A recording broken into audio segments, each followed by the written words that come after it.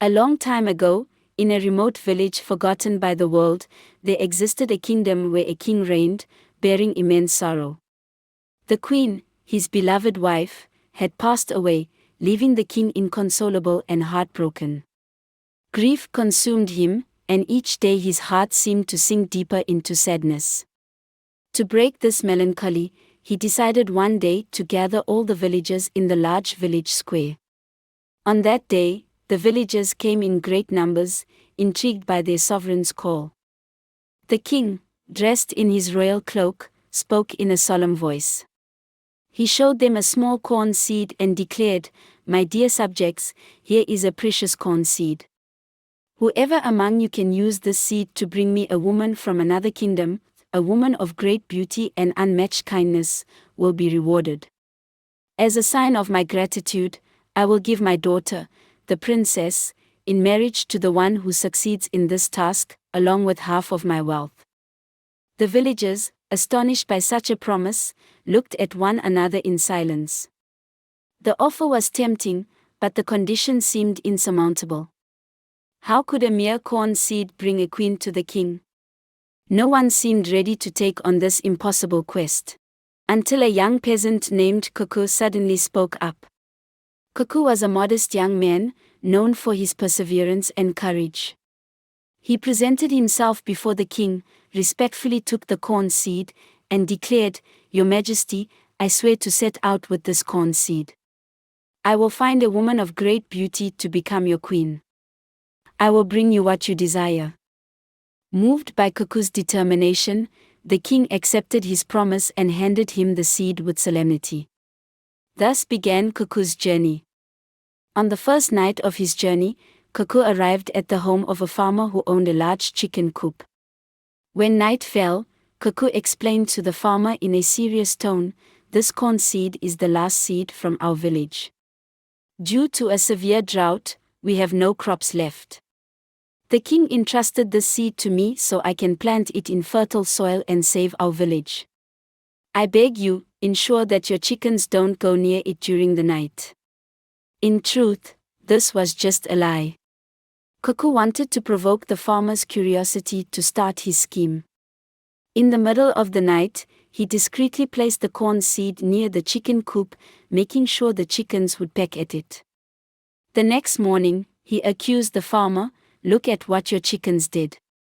They ate the precious corn seed from my village. Now, to make up for this wrong, you must give me a chicken." Embarrassed, the farmer agreed and gave Cuckoo a chicken. The next day, Cuckoo continued his journey and spent the night at a goat herder's home. Using the same trick, he made up a story, pretending that the chicken was sacred and under no circumstances should it be disturbed. But during the night, Cuckoo killed the chicken and left it near the goats. In the morning, he cried out in outrage, "Your goats trampled my sacred chicken. Now, you must give me a goat as compensation."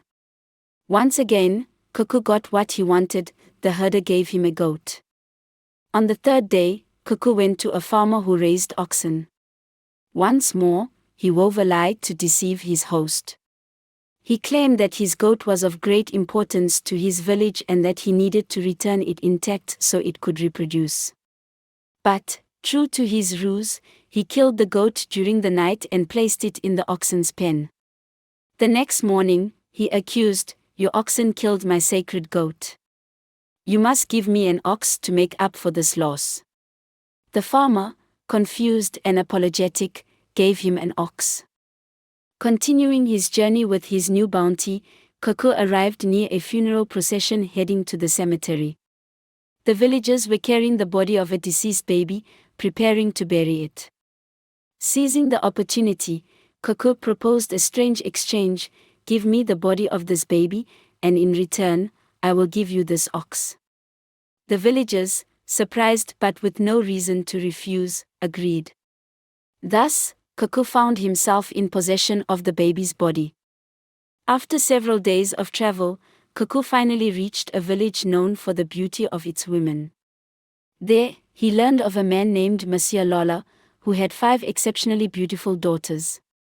Kaku introduced himself to Monsieur Lola and explained that his baby was gravely ill. He asked to be lodged without anyone approaching the baby during the night, as he feared that even the slightest contact might be fatal. Monsieur Lola agreed, but during the night, Kaku discreetly placed the feet of the young woman on the baby. The next morning, Kaku burst into tears and accused Monsieur Lola, "I warned you. Your daughters touched my baby, and now he is dead.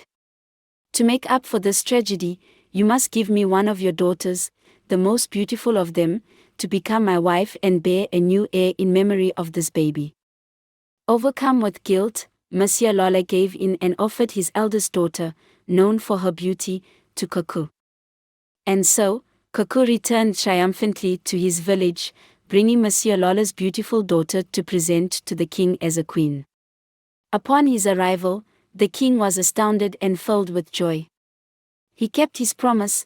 Kaku married the princess, and the king granted him half his wealth as well as vast lands for farming corn. The village, once forgotten and gloomy, became prosperous under the rule of Kaku and the princess. Cornfields stretched as far as the eye could see, and the villagers now lived in abundance. However, Kaku's story and the tale of the corn seed did not end with his triumphant return. In fact, it was only the beginning of new adventures for him and the kingdom. As the seasons passed, Kaku and the princess gained more and more respect. Thanks to his fertile lands and trading skills, Kaku managed to expand the corn harvest beyond anything the kingdom had ever known. Each year, the harvests were so bountiful that merchants from neighboring kingdoms came specifically to trade. Soon, Kaku's kingdom became famous for its golden corn and fertile soil. But with prosperity came envy. Some nobles and villagers, who had once mocked Kaku for his cunning, began to envy his fortune. A group of influential nobles, who looked unfavorably upon a mere peasant becoming lord of such rich lands, started plotting against him. They whispered into the king's ear that Kaku was accumulating too much wealth and might one day pose a threat to the throne. These nobles spread rumors, suggesting that Kaku had acquired his fortune through dubious means, and even that he used sorcery to enchant the princess and manipulate the harvests. The king, though still grateful to Kaku, began to doubt him upon hearing these relentless murmurs. He summoned Kaku and shared his concerns, asking for explanations. Kaku, surprised and hurt, explained that he had worked tirelessly to make the lands he had been given flourish, honoring his promise to the king. However, to prove his loyalty and show he had nothing to hide, Kaku proposed a new challenge to the king. He offered to journey to a distant kingdom rumored to have a plant even more precious than corn, called the golden rice. According to legend, this plant was rare and difficult to cultivate, but it could feed thousands with very small amounts. The king agreed, thinking this mission would show the nobles that Kaku was not seeking power for himself. Thus, Kaku prepared for a new journey, accompanied by a few loyal followers, including villagers who had once been his neighbors. This journey was much more arduous than the previous one. The path to the kingdom of the golden rice led through hostile mountains and scorching deserts. But Kaku, strengthened by his experience and determination, guided his group through these trials. After several weeks of travel, they finally reached a village where golden rice was cultivated. The village chief, a wise and cautious man, agreed to receive Kaku. Having heard of Kaku's reputation as both a clever and respected man, the chief set a condition: he would offer the golden rice seeds only if Kaku could pass 3 tests of wisdom. The first test was to solve a riddle that no one had ever been able to understand. The chief asked, "What is the thing that can grow infinitely, that nourishes the human heart, and that cannot be bought or sold?" Kaku, after a long moment of reflection, replied, "Trust. For it grows with time, nourishes relationships, and though precious, it cannot be bought or sold." Impressed, the chief allowed him to proceed to the second test. For the second test, Cuckoo had to navigate a natural maze filled with thorny plants and winding paths without getting lost or injured. Cuckoo watched the sky and the movements of the sun to maintain his direction, and despite the numerous obstacles, he managed to exit the maze unscathed. Finally, for the third test, the chief asked him to choose the best golden rice seed from among 100, but without touching any of them. Cuckoo looked carefully and realized that the seed that shone the brightest under the sunlight, the most golden of all, was the one with the most vitality.